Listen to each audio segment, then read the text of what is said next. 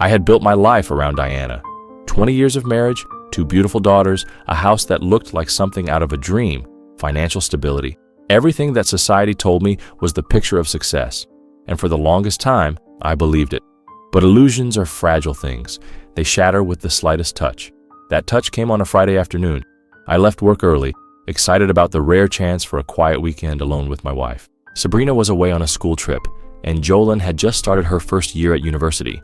The house, which had once been filled with the sound of our daughter's laughter, now felt strangely empty. Maybe that was why I was looking forward to this weekend so much. A chance to reconnect, to feel close again. But when I pulled into the driveway, something felt off. Diana's car was already parked in the garage. That wasn't unusual. She often got home before me. But as I stepped inside, the silence pressed against me like a weight. No smell of dinner cooking. No sound of the TV humming in the background. Just silence. Then I heard her voice. Calm, measured. I'm going away for the weekend. I walked toward her bedroom, my heartbeat picking up speed. Was she talking to me? Was she on the phone? As I stepped inside, my stomach twisted at the sight in front of me. Diana stood at the vanity, applying her makeup with a slow, deliberate hand. She was dressed in the elegant black dress I bought her for Christmas last year. Her pearl necklace rested against her collarbone, catching the light just enough to remind me of how much I had once adored her. But it was the open suitcase on the bed that made my world tilt, a weekend bag filled with clothes. What's this? My voice was steady, though my hands curled into fists at my sides. She didn't even look up. I'm leaving for the weekend. My mind scrambled for an explanation. A business trip? A surprise getaway she had planned for us? With who? I asked, though a part of me already knew. This time she met my gaze in the mirror, and that's when I saw it. That eerie calm in her eyes, that detachment. She wasn't ashamed. She wasn't sorry. With someone else, she said simply. I need this, Kevin. It was that last part that broke something inside me. I need this. Not we, not us, just her. She turned to face me, her expression unreadable. Since Jolyn left, I've been feeling lost. This is just for the weekend, just once. I felt the ground shift beneath me. And you expect me to just accept this? She sighed, almost irritated. It's not like that. I'm not leaving you, Kevin. I love you, but I need to feel wanted, alive. You don't look at me the way he does. The words landed like a slap. For years I had worked hard to build a life for us. I had done everything right, or so I thought. And yet here she was, throwing it all away for a moment of stolen passion with another man. And she had the audacity to call it just one weekend. My heart pounded in my chest, anger bubbling beneath my skin. But I swallowed it down, because I wasn't going to lose control. I was going to make her regret this. You have until your ride gets here to change your mind, I said, my voice dangerously calm. She barely reacted. And if I don't? I smiled, but it wasn't a kind smile. Then I'll make my own plans. She thought she had won. That was her mistake, because I was the one about to rewrite the rules. Diana left without a second thought. She walked out the door, suitcase in hand, completely unaware of the storm she had just unleashed. As soon as the door closed, I picked up my phone and dialed Aurora. It had been years since I had last spoken to her, but I knew she would answer. And when she did, everything changed. The moment Diana walked out that door, I felt an eerie sense of clarity settle over me. The shock was still there, lingering at the edges of my thoughts, but something else had taken its place, a cold, calculated resolve. She thought she could just walk away, spend a weekend indulging in her desires, and come back to a husband who would be waiting with open arms. She had no idea what was coming. My fingers hovered over my phone for a moment before I made the call. Aurora? The name itself brought back memories, ones I had buried long ago. She had been a close friend, someone who had once meant a great deal to me. Back then, we had both been caught in circumstances that kept us apart. But now the barriers had been shattered. The phone rang twice before she answered. Kevin. Her voice carried a mix of surprise and warmth. Wow, it's been ages. How are you? I hesitated for half a second, then I exhaled. Not okay, I admitted. That's why I'm calling. A pause, then softly, what happened? My grip tightened around the phone. Diana. She's spending the weekend with another man. Aurora's sharp intake of breath was audible even over the phone. Are you serious? Her voice was laced with disbelief, then anger. Kevin, God, I don't even know what to say. She doesn't even care, I murmured, more to myself than to her. She looked me in the eye and told me she needed this. The silence on the other end was heavy. Then, after a moment, Aurora spoke, her voice quieter this time. "And what are you going to do?" I let the words roll over in my mind, tasting them before I said them out loud. "I'm going to make sure she never forgets this mistake." While Diana was off indulging in her selfish whims, I was setting my plan into motion. Step 1, find out everything. I needed details, where she was staying, who this man was, how long it had been going on. A single weekend didn't just happen. This had been in the works for a while, and if she thought I'd sit idly by while she disrespected everything we built, she was dead wrong. A quick search through our shared phone account gave me the first clue. A name, Nathan Carter, a real estate investor, younger than me by a few years, but not by much. From what I could tell, he had money, but not the kind of wealth that screamed untouchable, a social media presence that was curated, but not careful enough. He had been messaging Diana for months. My jaw clenched. This wasn't just a moment of weakness. This wasn't some passing curiosity. She had planned this carefully, meticulously. I sat at my desk, scrolling through the records, reading through messages she thought were hidden, the lies, the deceit, the giggles in text form, the emojis that painted a picture of their flirtation. She called it a weekend. But this had been brewing under my nose for far longer, and she thought I wouldn't find out. Wrong. With a name in hand, I dug deeper. Nathan was single. Of course he was. No ring, no family in the picture. But what caught my attention was something else. A woman. Her name was Samantha Ward, Nathan's ex-fiancée.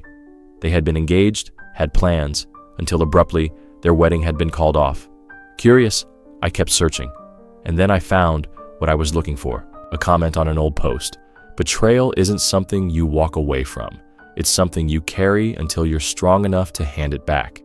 It was subtle, but I could tell she had been hurt and she hadn't forgiven him. I called Aurora again. "You still have contacts in the media?" I asked, my voice steady. She hesitated.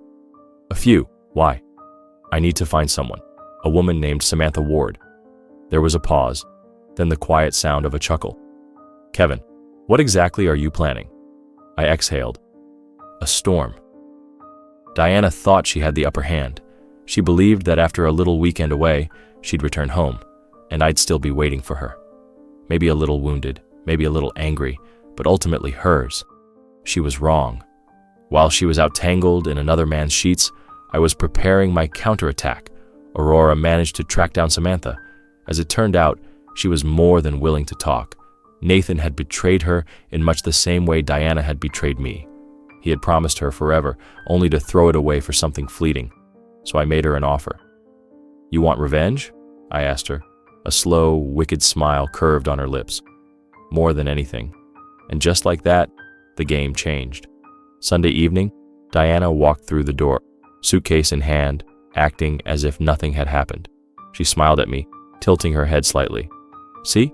I told you I'd be back." I let my gaze sweep over her, noting the way she held herself, relaxed, pleased with herself. My stomach churned with disgust. I kept my expression neutral. "Did you enjoy your weekend?" She blinked, as if surprised I wasn't lashing out. "I did. It was good for me, Kevin." The way she said it, so unapologetic, only fueled the fire inside me. I didn't say anything, just turned and walked away. That night, she tried to reach for me, slid in bed next to me as if nothing had changed. I let her, because the real punishment hadn't even begun yet. Monday morning, Nathan Carter's name was trending, and not for a good reason. Samantha had done exactly as promised. Using her connections, she leaked everything. Messages, screenshots. Their affair was now public knowledge. Diana's phone buzzed relentlessly. Her work colleagues, mutual friends, her sister. She paled as she read the headlines. Real estate mogul exposed in scandalous affair with married woman. Infidelity, lies, and the secrets they tried to keep hidden. I sat across from her at the breakfast table, sipping my coffee. "You seem distracted," I said casually. She looked at me, eyes wide. "Kevin, I set my mug down. "I told you to keep your phone on. I needed to know where you were." Her lips parted, realization dawning. "You did this." Her voice was barely a whisper. I leaned in slightly, my tone pleasant. "No, you did this. I just made sure everyone knew." Her face drained of color, but I wasn't finished yet. Not even close. Diana's hands trembled as she scrolled through her phone, reading article after article exposing her affair. Every detail was out in the open: her conversations with Nathan, their hotel rendezvous, even the messages where she spoke about needing this. Her career, her reputation, the perfect image she had spent years crafting, gone. She looked at me, horror written across her face. "Kevin, how could you do this?" I leaned back in my chair, taking a sip of coffee as if we were discussing nothing more than the morning news. "I didn't do anything, Diana," I said coolly. "You did?" Her breath hitched. "You told me you needed this," I continued, voice calm but laced with venom. "You wanted to feel alive, right? Well, congratulations. You're more alive in the public eye than you've ever been." Her eyes darted back to the screen. A new article. Local businesswoman's marriage in shambles after shocking affair. Her company name was mentioned in the second paragraph. Her boss, her co-workers, they would all see it. She started, but I cut her off.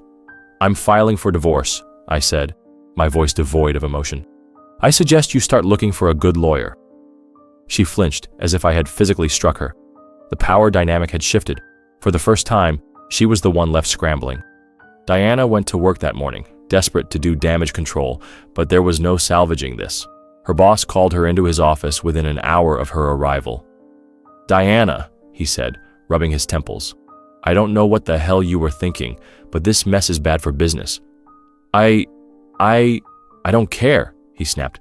"I have 100 employees who don't want to work with someone whose personal scandals are all over the internet." Her stomach dropped. "You're suspended," he said flatly. "Indefinitely." Suspended. Not fired. Not yet. But she knew it was coming.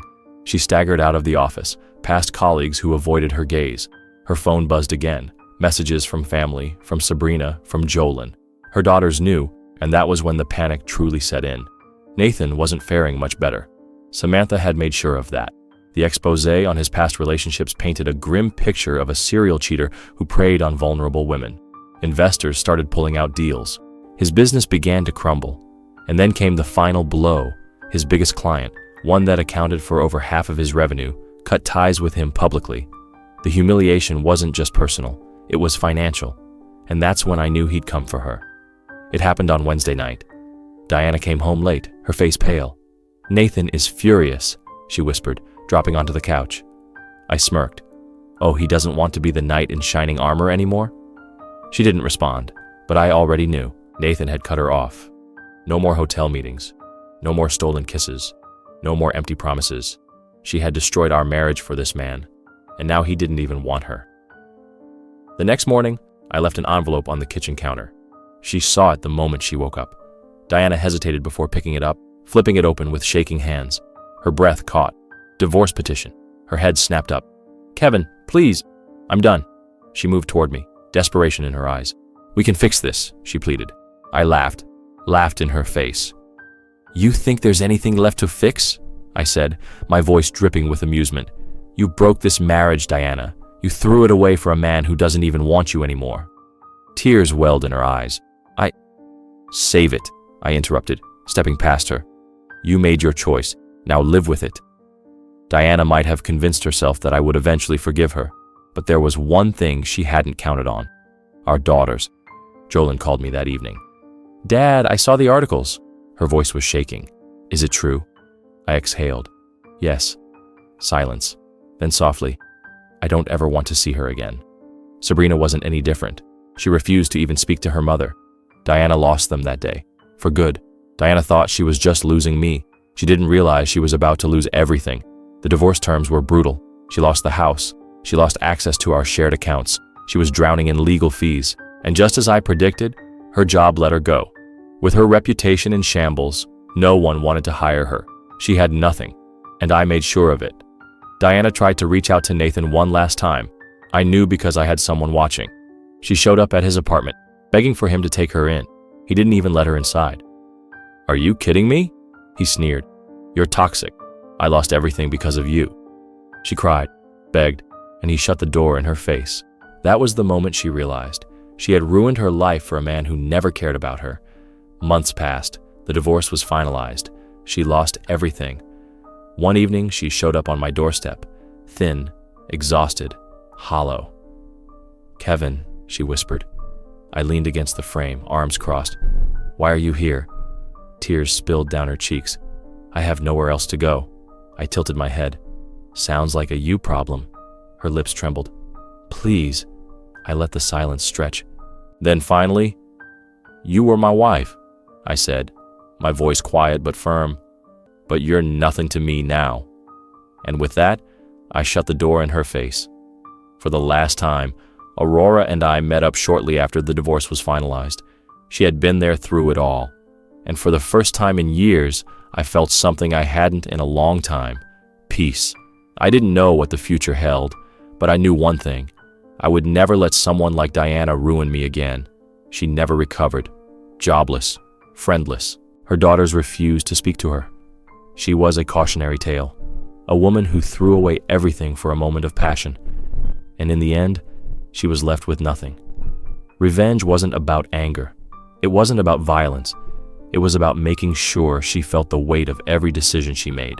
And she did, every single day, because the worst kind of revenge is leaving someone alone with only their regrets.